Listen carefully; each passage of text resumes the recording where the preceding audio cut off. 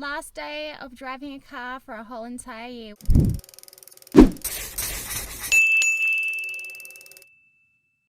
Everybody, welcome back to my channel. This is day one of the challenge. My name's Renee, aka Fit Aussie Sister, and I am documenting my journey of not setting foot inside a car for a whole entire year. Just so you know that I live on the periphery, on the outskirts of Brisbane City, which is traditionally designed purely for car life. If you have no idea what I'm talking about, head up here to my challenge trailer to take a look. Now it's currently like 4:30 in the morning, so I'm trying to be super quiet.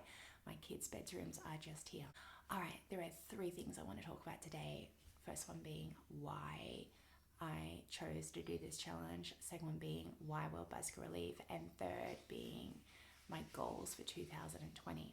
Okay, you can see I'm totally sweaty. I didn't necessarily feel totally motivated to run today, so I just cruised along and listened to a podcast. Okay, so why did I want to do this challenge? Well, actually, I've always been quite politically minded or environmentally conscious, and pretty frustrated with what's happening in the world. You can see by that clip that I released last week based on my friend's quote. Alongside that quote, I also had an acquaintance, a parent of a student I was working with, was chatting with me, and I found out they were a botanist, and they said, I mentioned that I wanted to study environmental science on the side in the new year, and they said, Renee, don't do it. And I said, well, why would I not study environmental science? And he said, oh, we've already diagnosed the problem.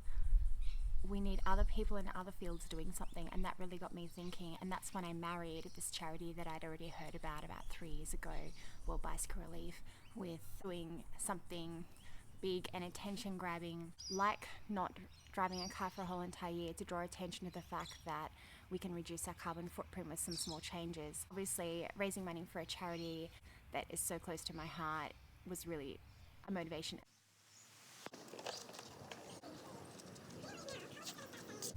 All right, there are a few reasons why I love World Bicycle Relief, but before I start listing them off, I want you to know that my husband is Ghanaian. I have seen firsthand what it is like owning a bicycle in these places. It really is a life changer. The first thing I love about World Bicycle Relief is that they are often gifted to female students. Teenage girls are having to do chores beyond their years. They're having to look after younger siblings and then walk a very long way to get to high school. So once a girl has a World Bicycle Relief bicycle, they're almost destined to pass high school. Two, I love that the bikes are so robust and hardy.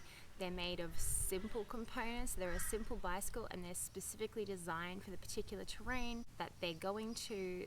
They don't just break and then in 6 months' time they're redundant. They have no use because no one can fix them. They upskill local bike mechanics on how to fix these bikes. Three, the third thing I love about World Bicycle Relief is they have a side hustle. They actually promote their bicycle. A lot of NGOs working in these places and businesses have realized that the Buffalo bike, the World Bicycle Relief bike, are so robust and handy for the area, practical, I guess, for the region, that they actually sell these bikes to the local businesses, which get other people riding. I guess they make a side profit, and those profits go back into purchasing bicycles. So World Bicycle Relief has a really practical solution to some everyday problems, and I think it's enabling people to get on with their life and carve their own future. Okay, so there are 3 types of goals I'm setting this year. Obviously, the first one is fundraising. My big goal is to fundraise $20,000 by the end of 2020, and I think the most practical way to do that is to break it down into quarters. Each quarter I want to raise $5,000. Luckily for me, I've already had the support of family and friends and online supporters, and I've raised $1,115 so far. So by the end of March, I anticipate that I'll have $5,000 on my fundraising page.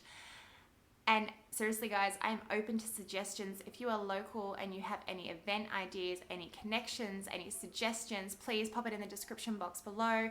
Or if you are a little bit further afield, I would love any suggestions that we can make happen, because your girl's not a fundraising expert.